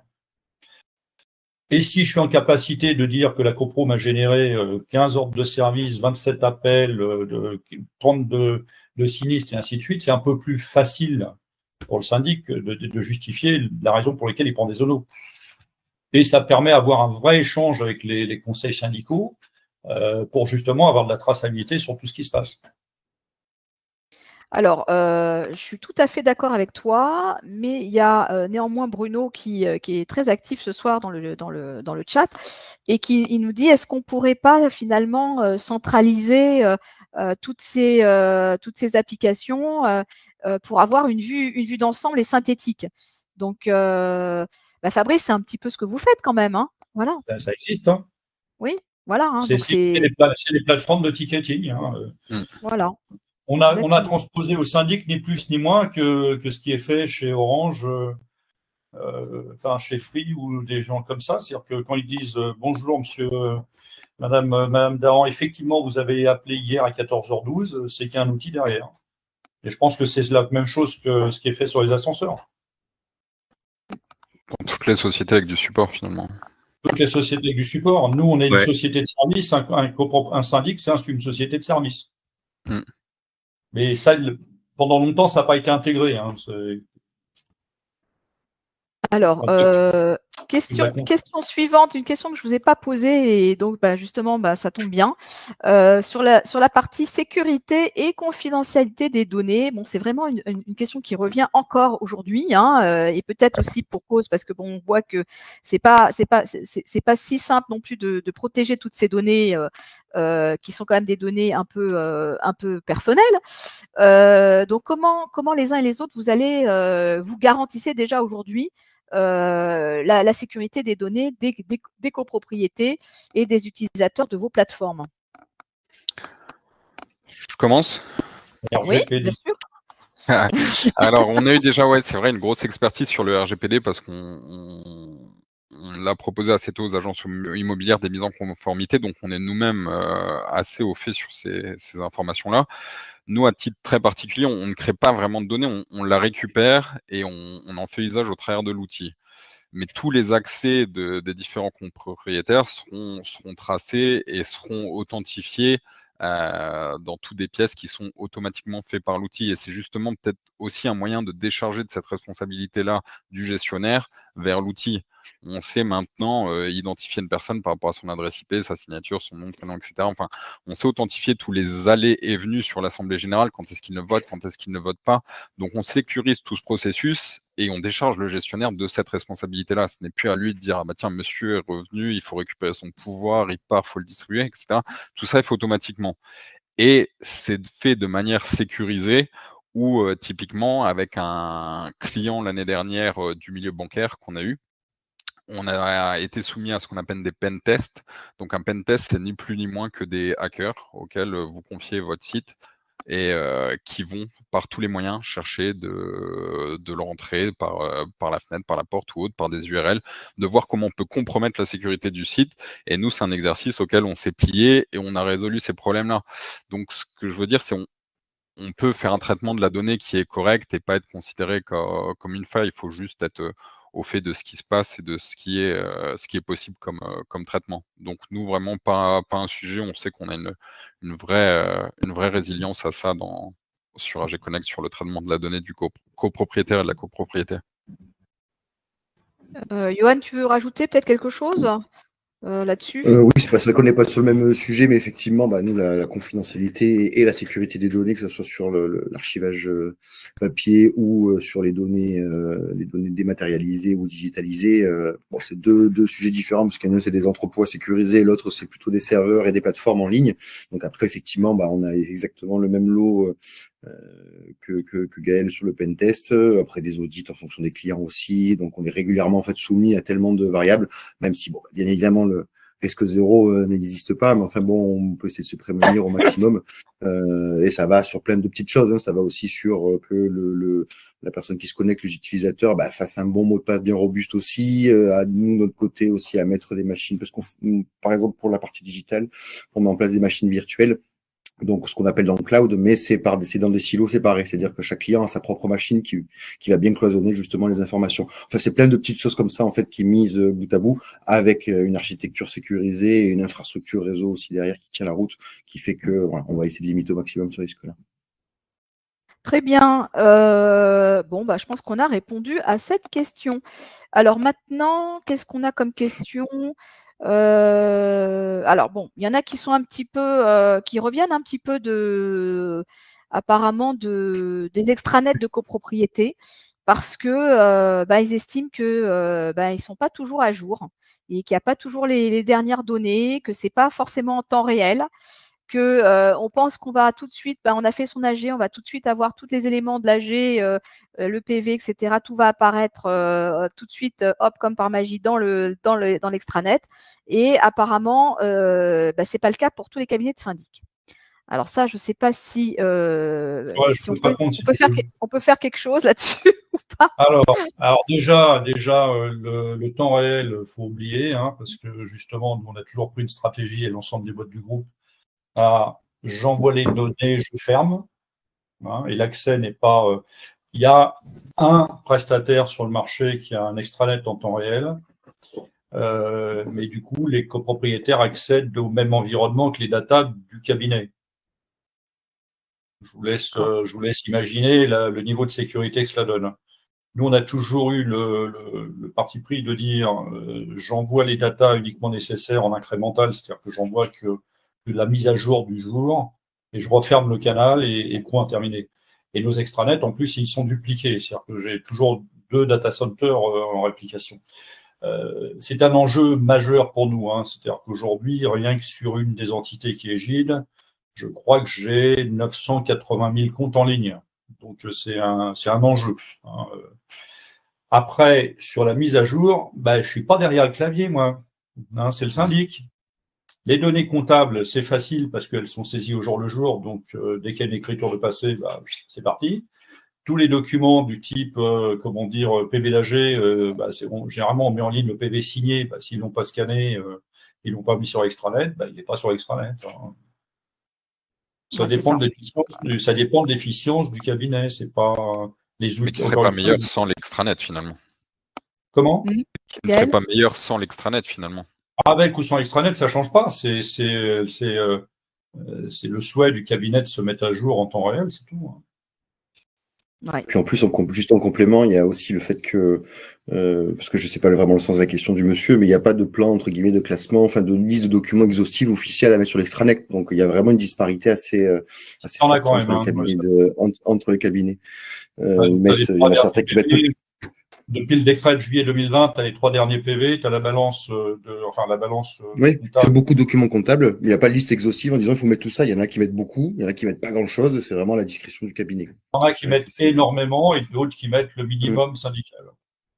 Voilà, donc c'est peut-être une question à poser au syndic quand on veut faire son casting hein, et quand on veut choisir. D'ailleurs, je vais même ajouter quelque chose. Les meilleurs mettent beaucoup.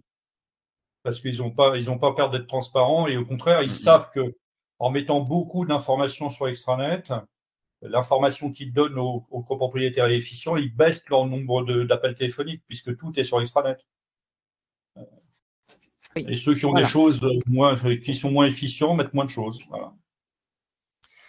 Alors, là-dessus, donc, bon, bah, il y en a qui ne sont pas forcément convaincus, mais ça, on ne va pas pouvoir convaincre tout le monde ce soir, on le savait d'avance, que la visio n'était pas forcément la panacée et que pour certains, c'est une perte de l'humain dans la vie de la copropriété.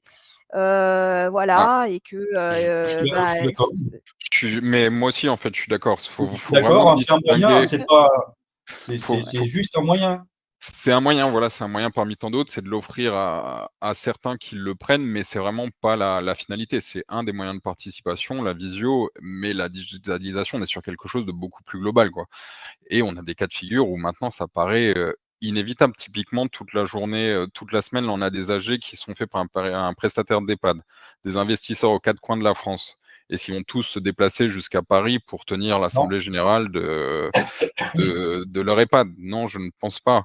Acteurs bancaires, pareil. On a beaucoup aussi des gîtes qui gèrent des gros portefeuilles où on a de l'investissement ou du tertiaire. Les gens sont très peu dans la ville où ils investissent. Ça fait ça fait beaucoup plus. Depuis combien d'années on nous parle d'investissement en Pinel? Ces investissements en Pinel se font rarement dans la ville de résidence où on vit.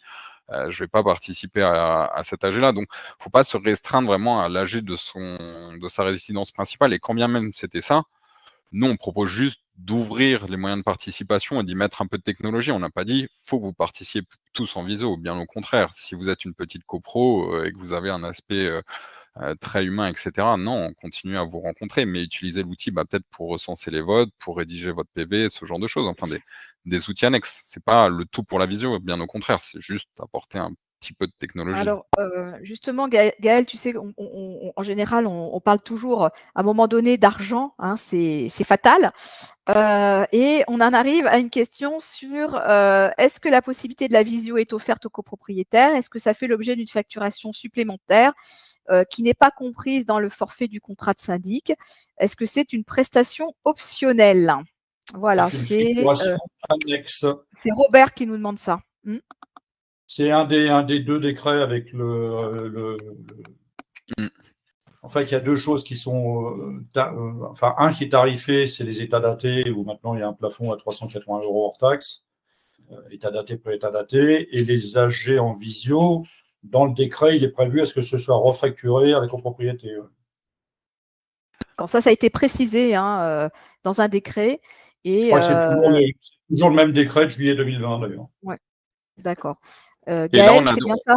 C'est bien ça. Et après, donc nous, on s'adresse pas principalement, mais enfin, si, principalement, pas exclusivement, mais à des syndics professionnels qui peuvent prendre deux décisions différentes. Il peut y avoir une refacturation à leur copropriété ou avoir un parti pris de dire, bon, l'outil devient un outil systémique qui finalement encadre la tenue des AG pour tous mes gestionnaires de copropriété. Et le syndic le prend en tout ou partie à sa charge sans le refacturer au syndicat de copropriété. Après, c'est vraiment des choix de fonctionnement. Est-ce qu'ils le rentrent dans leurs prestations? Est-ce qu'ils en sortent ou pas? Mais en tout cas, comme le disait Fabrice, c'est prévu par la loi. Enfin, c'est en tout cas possible de le faire refacturer à la copropriété.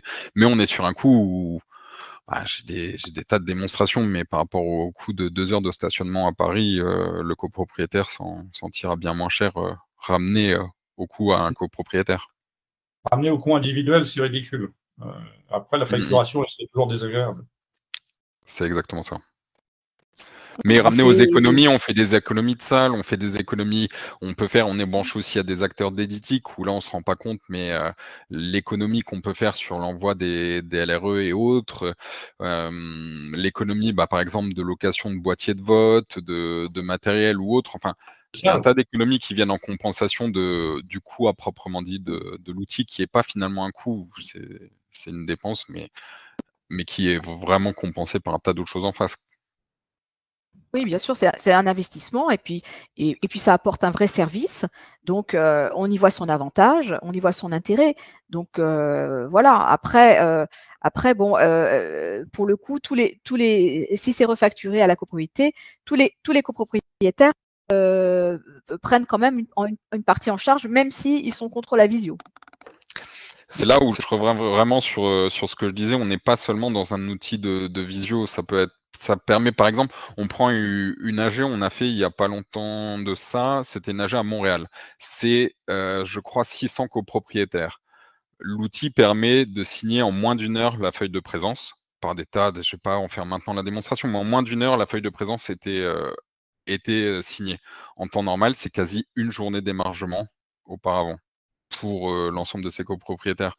C'est pas seulement qu'un outil de visio, ça permet de faire plein de choses du début à la fin de la chaîne de l'AG. Et c'est pour ça que les cabinets de syndic doivent prendre conscience du gain que c'est et aussi que ça va déplacer du temps pour leurs gestionnaires sur d'autres choses où ils ont de la valeur ajoutée et qu'ils ont un coût à prendre à leur charge parce que c'est aussi un outil pour eux.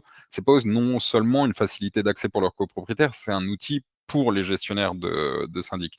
Donc, ça a des coûts, mais très concrètement, très faible. On avait nos amis de l'USGC, je crois qu'il y avait Christian Minard qui était avec nous ce soir, et je pense vraiment je ne sais pas comment ça se passe, notamment à Paris 2 et dans les grandes copropriétés des Yvelines, mais je pense que c'est vrai que ces outils-là sont vraiment incroyables pour ça.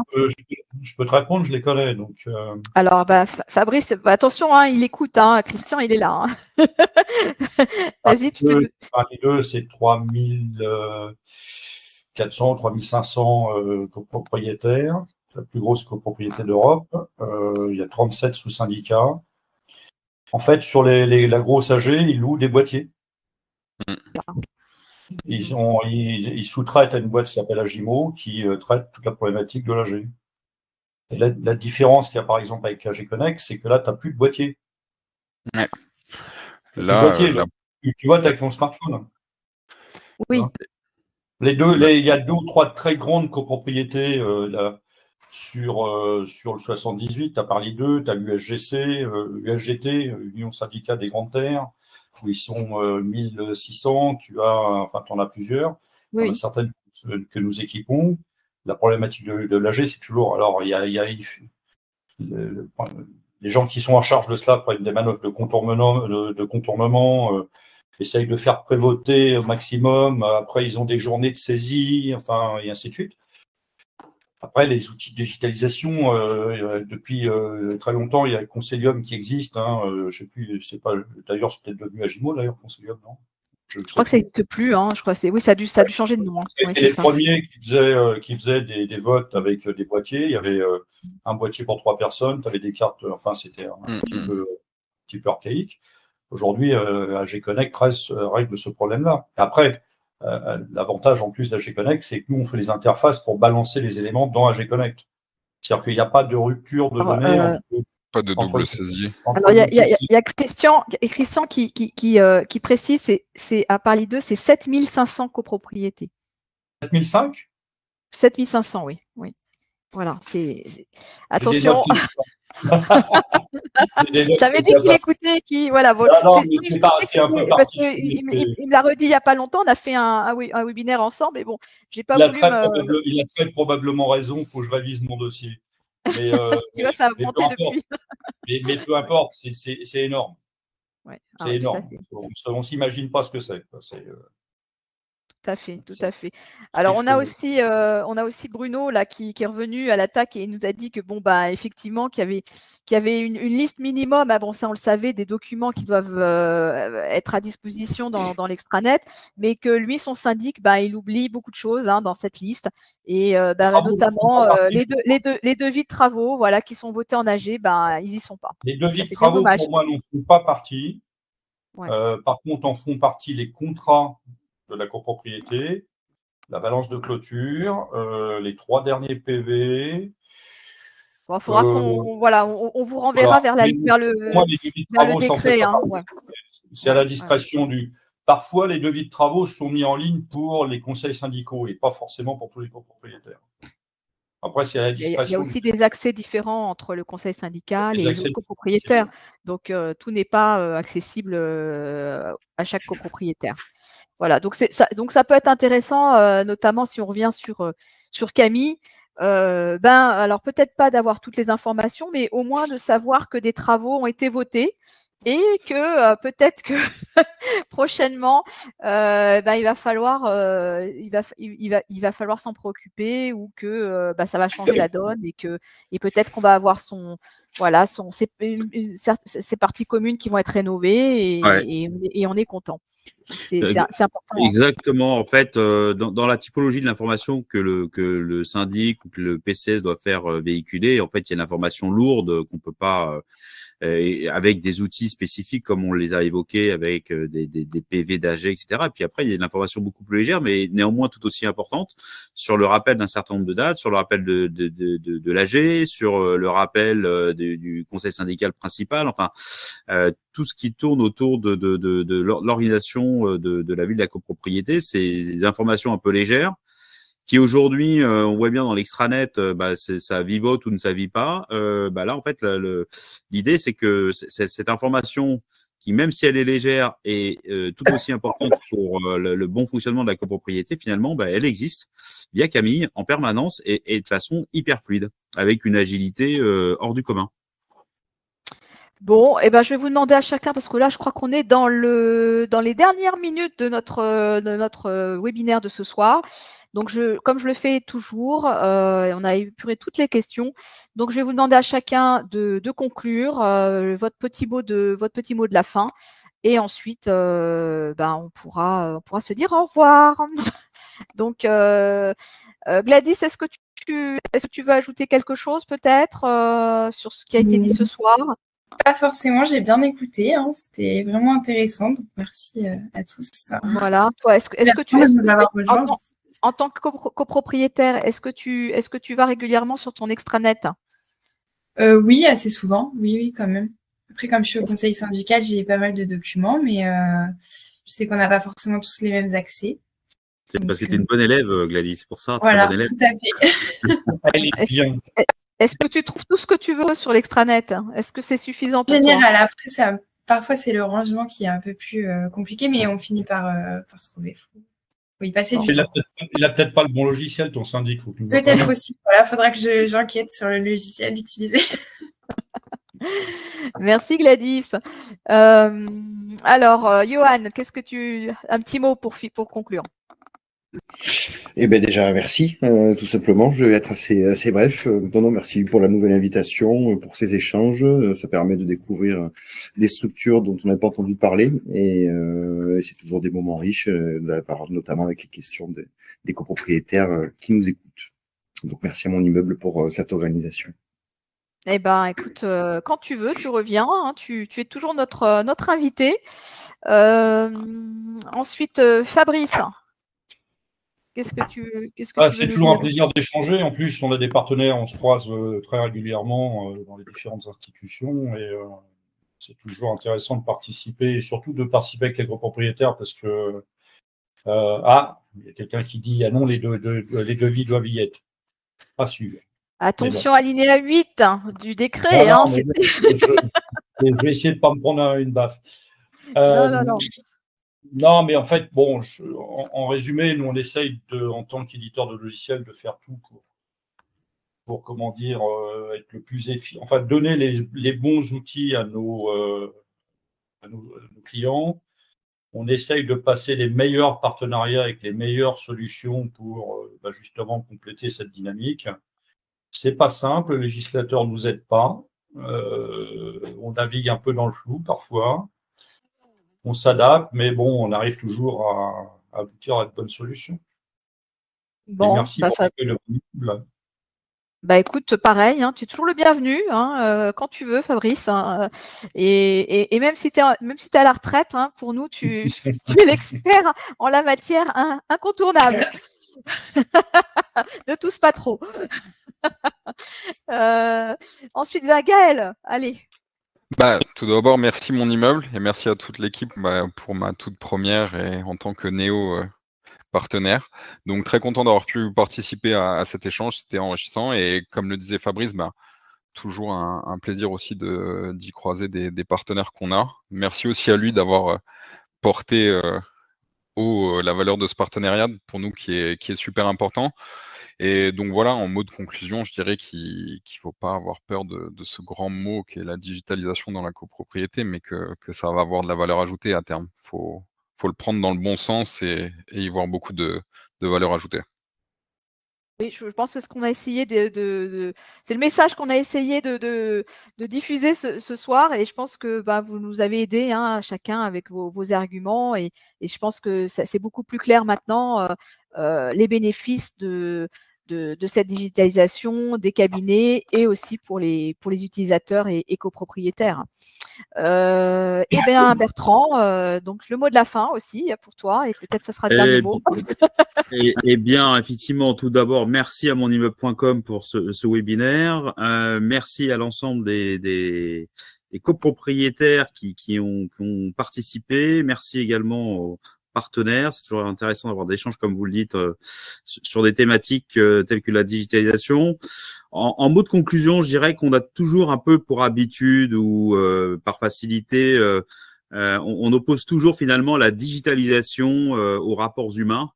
Moi, je vois différemment. Je pense que plus ça va aller, plus la digitalisation va aussi jouer un rôle dans le rapprochement finalement des êtres humains, dans la facilité, le fait de faciliter les rapports humains. Et bien au contraire, je pense pas que ça s'oppose. Je pense que c'est une erreur d'opposer la digitalisation au rapport humain. Bien au contraire, je pense que il y a des vrais outils, des vrais piliers qui vont permettre finalement de faciliter plein de choses, notamment dans le fait de rapprocher les uns et les autres, dans le fait de mieux communiquer, d'être beaucoup plus agile et donc du coup de fluidifier les rapports humains. Donc c'est absolument pas à opposer, bien au contraire, c'est des moyens supplémentaires qui s'offrent à nous pour faire ce qu'on était incapable de faire dans les années précédentes et d'envisager l'avenir avec beaucoup d'optimisme.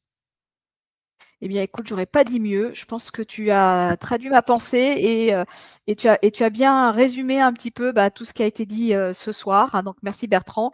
Merci à vous tous pour une fois de plus pour votre disponibilité, pour le temps que vous nous avez consacré, pour le partage avec nos auditeurs et lecteurs sur ces questions qui méritent qu'on y consacre un webinaire complet. Donc, je vous dis à bientôt, très, très vite. Vous allez nous retrouver. Vous allez pouvoir retrouver ce replay dans les prochains jours sur YouTube et bien sûr dans les pages de monimmeuble.com. Donc, n'hésitez pas à regarder tout ça et à reprendre un petit peu le fil du débat qu'on a eu ce soir, qui était très riche. Merci. Je vous dis oui. Pour les intervenants, si vous souhaitez envoyer de la documentation, j'ai bien reçu le PowerPoint de AG Connect.